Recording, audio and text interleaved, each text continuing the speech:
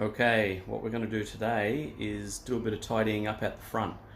I'm building a fence shortly and I've had to relocate the old fence. In other words, cut it out and get rid of it because it was one of those 1960s school fences. And yeah, so the sawzall and the cut-off wheel made a pretty good job of that. So in that time we've had a bit of rain and it's just getting a bit wispy, and if I don't do it now I probably won't get to it for another week and it'll look terrible. So the old adage of do it now and it'll look a lot better. And I hate wispy lawns as well. The grass out the front is just horrible, what I call council grass, but it looks okay once it's greened up and it's trimmed. So let's get into that. So what we're going to do is use these little weapons of destruction, and that includes my pride of place Honda self-propelled 21-inch and my Husqvarna blower and whippersnipper combi thing. Alright, so let's see how we go.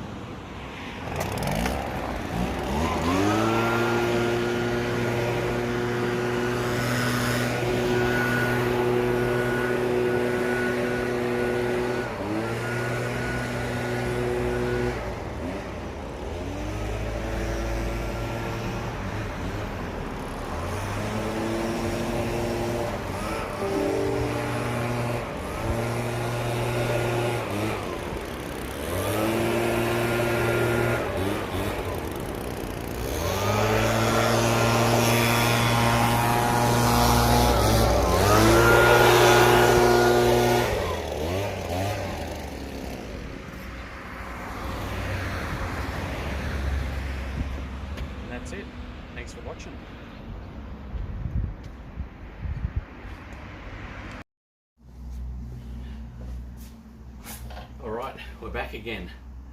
It's coming along to winter here, but it's still sweaty when you're out there in the sun doing things. But as I've said before in my other videos, this time of year is definitely the best time of the year. So you'll see a lot of stuff surrounding me in here, and a lot of questions that I get is, do you need all of that stuff, all of those tools? And yeah, I do actually. We were moving a caravan around my yard the other day, and just the amount of stuff that we needed to move that caravan, jack it up, put it on the Land Rover that was pulling it. We had a car that I had to move, the old truck, and it's got starting problems at the minute. I think it's got a fuel pump issue, so I've ordered some bits and pieces for that. And just diagnosing that and trying to move it, it just needed so many different pieces of equipment. And in here, you know, I've got full everything, and you know, I reckon I've got 50 different screwdrivers for different things, electrical and mechanical and long ones and short ones. And after you work on cars, after you renovate homes, build fences, that's just a whole different ball game in itself, building fences. I love it. I've been doing it for about 25 years now on my own properties. And I drove past one last year actually, and the fence is still there that I built around 25 years ago. And it's still looking really good too. And so yeah, it just is testament to having the right tools. And back then I probably didn't have the right tools. I probably just had a shovel and a wheelbarrow. But and you can still do things with the basic tools. But now having automatic digging implements like a demolition hammer with a spade bit on it or something, that makes a whole heap of difference. And see, I'm still sweating here, sitting in my garage under a tin shed, kind of like a torture device in World War II. But yeah, I do use all of this stuff. And some of the things that I use are really good quality, and I've had them for years. Some of them are like cheaper things as well, and I've had those for years because I don't use certain things very often. For example, if I buy an angle grinder, I only use small angle grinders. I don't really like the big, you know, huge angle grinders because they tend to come off when I'm only a little guy. But I usually just get Ryobi stuff when it comes to angle grinders and that sort of thing. So you'll see a few, and bench grinders, because they're just a motor and they just churn over and they do things, and I don't use them that often. But things that I do use often, including saws and impact drivers, I always get like good brands to me anyway.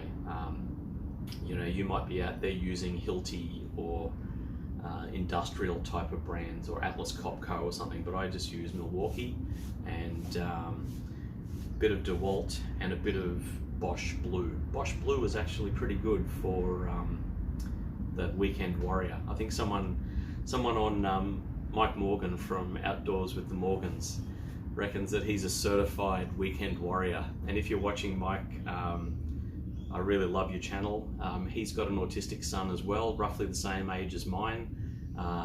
Hunter is about 28 or 9 and Liam is about 25. And sometimes we marvel together at how similar our sons are and what they do and what we've had to deal with growing up. Liam is also epileptic. I believe Hunter, as they have said in their videos, is also epileptic. So it always keeps us on our toes. And doing things also keeps me on my toes and active. If I sat in an office all day and you know, did nothing physically, it would really be a bummer, I think. So that's why I love coming home, because at times I am in an office, at times I'm outside doing things, but I really love coming home when I can and do things. And we're on 1/4 of an acre here, and that is quite a large block by today's standards. We lived in Ballarat before this, and we were on a 240 square metre block, with an 1870s, 1880s house, depending on who you talk to. Some believe it was in the 1850s. But literally it was a big old triple brick house on a bluestone foundation, built in the 1800s, on the main entrance into Ballarat, and didn't really have cars back then, and they just had space to, fit a buggy or something out the back. So I'm on holidays now, have been all this week, and back to work next week. So it's been good to do a few things. I haven't put them on video because they're kind of long and boring. We've moved a caravan.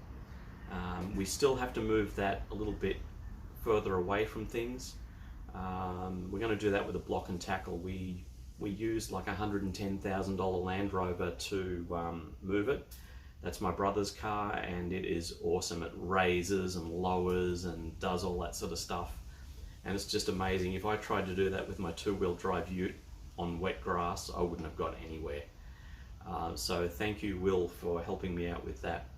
We've also done a little bit of work in a laundry room downstairs, and I'll reveal that when it's looking a little bit better. I've got other furniture in there at the minute that's on Gumtree, so we've got quite a decent sized house, but we've got a few kids, and old Queenslanders aren't very big anyway, so we're just culling some of the furniture that's in our house. Another thing is cars. I'll show you a few cars in future videos. I really like to keep them clean just so I can see where they're at. I'm not a real neat freak that buffs their car with a nappy every night. I kind of used to be like that, but now people just ding your car anyway in a car park. I had some guy back into one of my new cars the other day, and I thought, and it didn't actually leave a mark. That sort of popped back out, and it didn't cause any damage behind it or with the sensors or anything. So with my Mitsubishi that I bought for my wife, that is the ultimate car that you can just not worry about. I can understand though if you have like an expensive car. I've got a kind of expensive car on my left and your right here. We've had that for 8 years, and if you start worrying about it too much, it defeats the purpose of everything. So I just get in it. It's got a crack in the windscreen, doesn't leak. I just get in it and drive it. It'll need a few tires soon. I think those tires are fairly ordinary on the front now, but I just sort of rotate through the cars, and I do need to cull the cars as well and have a few less, just so we can maneuver things around the yard a little bit better. But I just hate trading in cars to car dealers. I hate it because they don't want to give you anything for them, and I know they're in the business to make money, but I'm not in the business to lose it either. So it'll probably be a case of selling those privately soon. So that's about it for today. I hope you enjoyed just that little front bit. I had Liam mowing another piece of lawn off camera, because when I start to mow, he usually comes out and wanders around, and with his autistic mind, he loves mowing.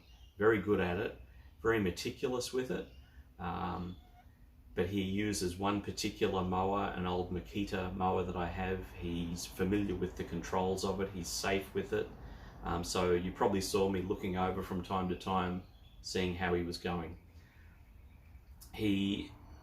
Surprisingly though, he doesn't like the noise of two-stroke machines. He's scared of, he just uses a four-stroke mower, that's fine, with his ear protection on. But when I hand him something like a two-stroke blower or a two-stroke whippersnipper, that seems to be a little bit of a bridge too far for him. So I hope to get him over that in the future, and I think I could.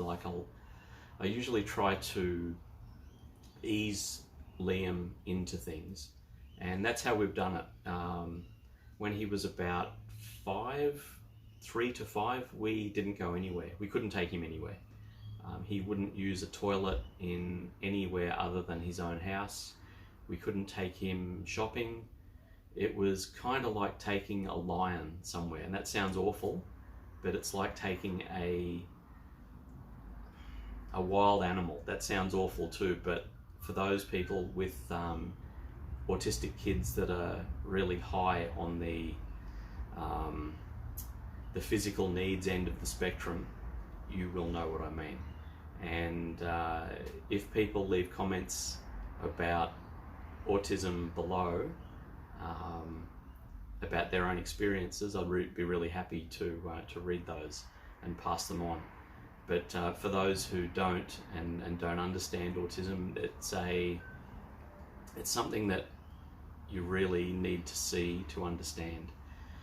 We've got a few kids, and some of them are on the autism spectrum as well. They are verbal though. They learnt to speak a little bit later in life. But with Liam, he is non-verbal. So it's been a bit of a challenge, but we don't really know anything different. So let's wrap that up for today. Thank you for all of your views and your support so far. Like, I really thought that I'd make a video and it'd have like 2 views, and a lot of those videos have surpassed my expectations. While it was raining a few days back, I just put some small snippets about going on the top of buildings. I love going on the top of buildings all around the world, and I'll upload a few more, but I think I put a few up from Japan. And I'm trying to find a few more from the files on my computers and chips and so on. So we'll find those in the future as well. But thanks again, and see you on the next one.